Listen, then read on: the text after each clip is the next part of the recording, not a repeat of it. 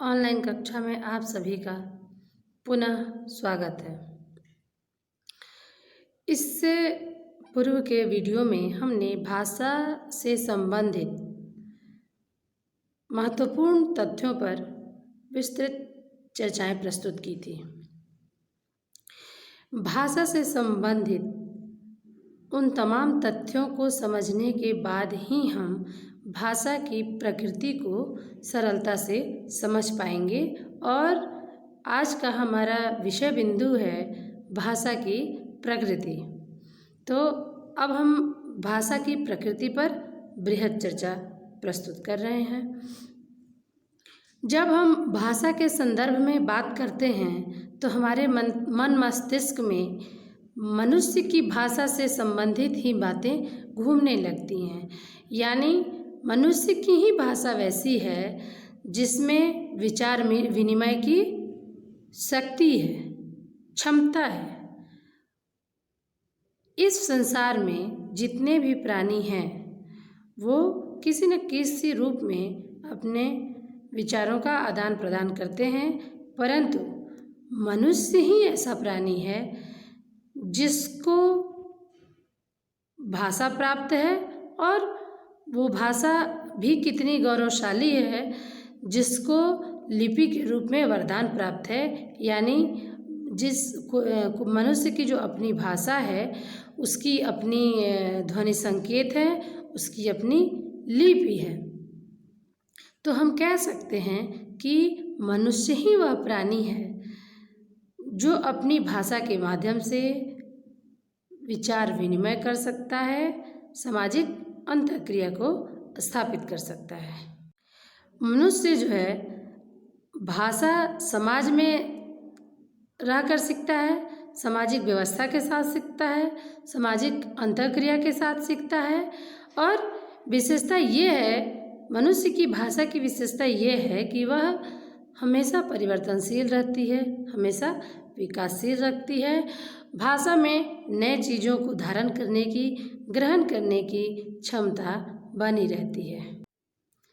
तो हम आगे बढ़ते हुए भाषा की प्रकृति को कुछ महत्वपूर्ण बिंदुओं के अंतर्गत समझने का प्रयास करेंगे। जैसे पहला बिंदु है भाषा मानव की विशेषता है। यानी मनुष्य ही ऐसे प्राणी है जिसके पास अपनी एक भाषा है। उन भाषाओं हेतु एक निश्चित ध्वनि संकेत है और उन ध्वनि संकेत हेतु एक निश्चित लिपि है। और विचार अभिव्यक्ति की बात करें, भाव अभिव्यक्ति की बात करें तो संसार के सभी प्राणी करते हैं, परंतु सबके तरीके अलग अलग होते हैं। और मनुष्य ही वह प्राणी है जिसको भाषा प्राप्त है। और देखिए, सब प्राणी अपने अपने तरीके से विचार विनिमय करता है, भाव अभिव्यक्ति करता है, विचार अभिव्यक्ति करता है और इसी अभिव्यक्ति को भाषा कहते हैं। और भाषा जो है, मान लीजिए जानवर हैं, वो अपनी बात एक दूसरे की बात को समझ लेते हैं, परंतु क्या उन बातों के लिए भाषा कोई है उनके पास? नहीं। संकेत हो, मनोभाव हो, बॉडी लैंग्वेज हो, इत्यादि इत्यादि।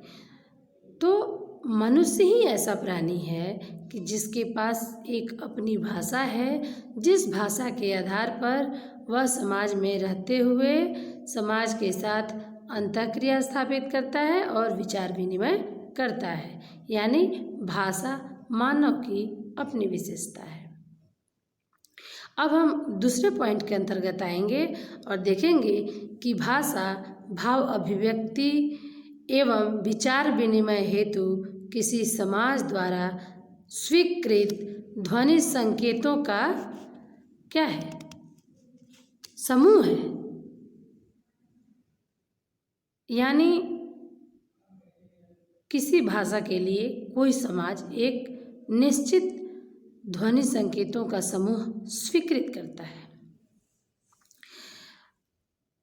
अब हम इस पर विचार करेंगे कि मनुष्य के अंदर जब विचार आए होंगे तो उनको अभिव्यक्त करने की आवश्यकता महसूस की गई होगी, और यही अभिव्यक्त करने की आवश्यकता जो है भाषा के उत्पत्ति का कारण बना। तो हम कह सकते हैं कि विचार विनिमय ध्वनि संकेत के माध्यम से ही होगा। भाषा तो एक बन गई, और अगर हम उसको लिखित रूप प्रदान करने के लिए ध्वनि संकेत का निर्धारण नहीं करते हैं तो अलिखित चीज़ें अर्थपूर्ण नहीं होती, सार्थक नहीं होती, प्रभावपूर्ण नहीं होती। तो इसलिए भाषा से संबंधित समाज द्वारा निश्चित ध्वनि संकेतों का निर्धारण जो है भाषा को सबलता प्रदान करता है, उसे पूर्णता प्रदान करता है। अब हम आएंगे आगे के विषय बिंदु पर कि भाषा और विचार में अटूट संबंध होता है, क्योंकि जब व्यक्ति के अंदर भाव जागृत होते हैं, विचार जागृत होते हैं, तो उनको अभिव्यक्त करने के लिए निश्चित ही किसी न किसी भाषा की आवश्यकता होती है। और इसको सर्वप्रथम अभिव्यक्त करने के लिए मनुष्यों ने छोटे छोटे ध्वनि संकेत चिन्हों का निर्धारण किया। लेकिन जैसे जैसे व्यक्ति भाषा सीखता है ना, उसमें विकास होते चला जाता है और यह विचार विनिमय करने में सक्षम बन जाती है और भाषा अपना मजबूत रूप धारण कर लेती है। हम देखेंगे कि भाषा और विचार जो है एक दूसरे के साथ पर निर्भर है, एक दूसरे के साथ अटूट संबंध स्थापित करते हैं। जब मन में भाव ही ना होगा, विचार ही ना होगा, तो हमारे सामने वो बात अभिव्यक्ति के रूप में आएगी ही नहीं और ना वह भाषा का रूप धारण करेगी। जैसे हम लोगों ने हंसना, खाना, बोलना इत्यादि अभिव्यक्ति का जो नाम निर्धारण किया है, तो हंसने से तात्पर्य होता है कि प्रसन्नचित्त मुद्रा, रोने से तो ऐसा एहसास नहीं होता है। तो ये समाज द्वारा भाषाओं का मानक रूप निर्धारित किया गया है, स्थिर किया गया है। अगला विषय बिंदु है भाषा वाचिक प्रतीकों की एक व्यवस्था है। मनुष्यों की सभी भाषाओं की अपनी एक वाचिक प्रतीकों का व्यवस्था होता है। इस वाचिक व्यवस्था में मूल ध्वनियाँ आती हैं, अक्षर, वर्ण, यानी सबकी अपनी वाक्य रचना है। भाषा संबंधी ये नियम निश्चित हैं लेकिन फिर भी लचीले हैं। जैसे मान लीजिए स्वरों की संख्या निर्धारित की गई 13, आवश्यकता महसूस हुई होगी। मान लीजिए उसमें से 2 को हटाकर फिर कर दिया गया 11, फिर हम चाहते हैं कि उसमें कुछ और जोड़ लें तो जोड़ सकते हैं। यानी वाचिक वर्ण व्यवस्था जो है लचीली है, यानी हर भाषा अपनी वाचिक व्यवस्था के अंतर्गत सुदृढ़ एवं सुगठित होती है। अगला विषय बिंदु है भाषा लिपि संकेतों के द्वारा लिखित रूप धारण करती है। बिल्कुल, हर भाषा की अपनी लिपि होती है और उसी लिपि के आधार पर अपना वह रूप धारण करती है। जैसे सबसे पहले क्या था कि मौखिक भाषा थी, मौखिक भाषा के माध्यम से विचार विनिमय किया जाता था, परंतु धीरे धीरे कालांतर में हर भाषा के लिए एक निश्चित ध्वनि संकेत का निर्धारण किया गया और मूल ध्वनियों के लिए भिन्न भिन्न चिन्ह निश्चित किए गए। अपनी भाषाओं के लिए अपनी हर भाषा जो है अपनी लिपि का विकास करता गया और मानव समाज जो है हर एक किसी भाषा से ना जुड़ा हुआ है और किसी न किसी भाषा से जुड़े होने के कारण हर समाज की एक अपनी भाषा है और एक अपनी भाषा की एक निश्चित लिपि है। कुछ लिपियां तो ऐसी हैं जिनमें संसार की किसी भी भाषा को लिखा जा सकता है। देवनागरी उन सब की सिरमौर है। मान लीजिए कोई बांग्ला भाषा, उड़िया भाषा हो, सब भाषा को हम लिख सकते हैं देवनागरी में, लेकिन अंग्रेजी में नहीं लिख सकते हैं। और भी कई सारी भाषाएं हैं जिसमें हम नहीं लिख सकते हैं। तो भाषा जो है लिपि संकेतों के द्वारा अपना निश्चित रूप, लिखित रूप, मूर्त रूप धारण करती है। अगला विषय बिंदु है भाषा अर्जित संपत्ति है। बिल्कुल ये पैतृक संपत्ति नहीं है। मनुष्य जिस समाज में रहता है वहाँ की भाषा विशेष को वह सीख लेता है। अब मान लीजिए एक छोटा बच्चा है, उसके माता पिता अंग्रेजी बोलते हैं। वैसे ही एक पड़ोस में दूसरा बच्चा है, उसके माता पिता हिंदी बोलते हैं। तो मान लीजिए हिंदी भाषा भाषी समाज में, हिंदी भाषा भाषी परिवार में रहने वाले बच्चों को अंग्रेजी थोड़ी कठिन लगती है, तो उनको लगेगा अरे वाह बहुत तेज है, इंग्लिश सीख लिया है।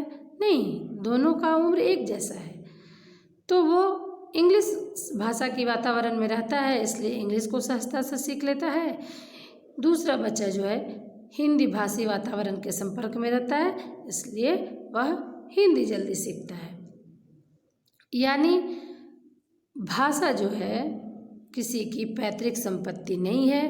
व्यक्ति चाहे कितनी भी भाषा को एक साथ सीख सकता है, समझ सकता है, विचारों का आदान प्रदान कर सकता है, लेकिन अगर वह व्यक्ति जहाँ जन्मा है सबसे पहले उसी भाषा को सीखेगा, चाहे उसके माता पिता की भाषा कोई और हो या फिर मातृभाषा कोई और हो। भाषा परिवर्तनशील एवं विकासशील होती है। यह है अगला बिंदु। देखिए, भाषा परिवर्तनशील एवं विकासशील होती है।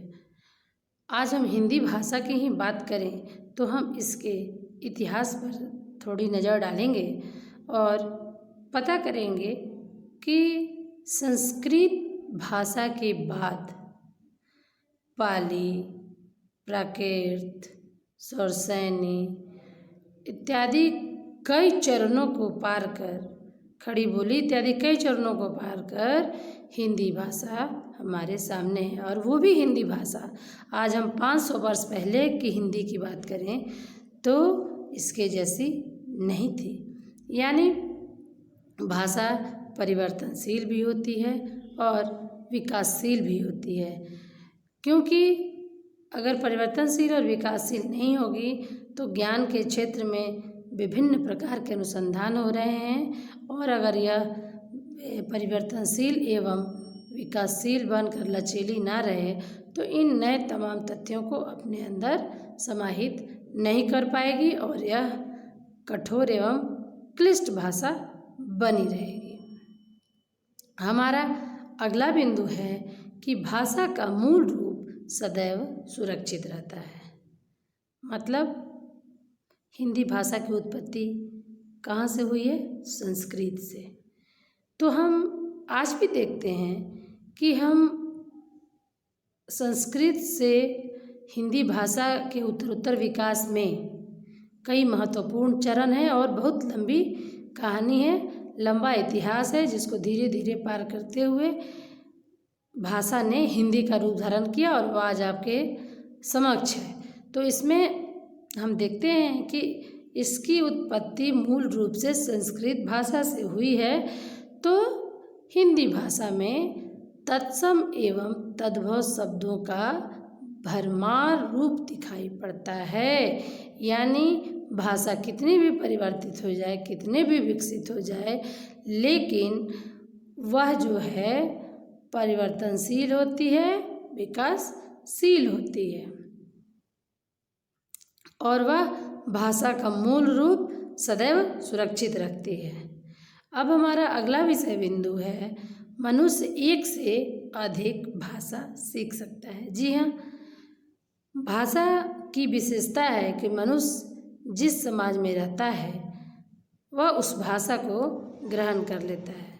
यानी भाषाओं के सीखने पर किसी दूसरे व्यक्ति का अधिकार नहीं है, वह सिर्फ उस व्यक्ति का अधिकार है जिसके पास इच्छा शक्ति है कि मुझे कई भाषाओं का ज्ञान प्राप्त करना है, कई भाषाओं का ज्ञान ग्रहण करना है।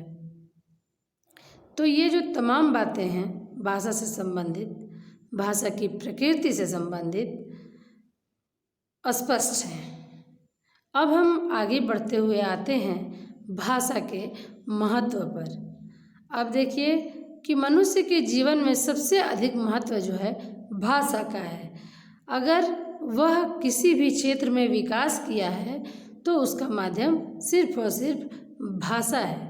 भाषा व्यष्टि और समाज दोनों के विकास की आधारशिला है। भाषा का महत्व स्वयं सिद्ध है।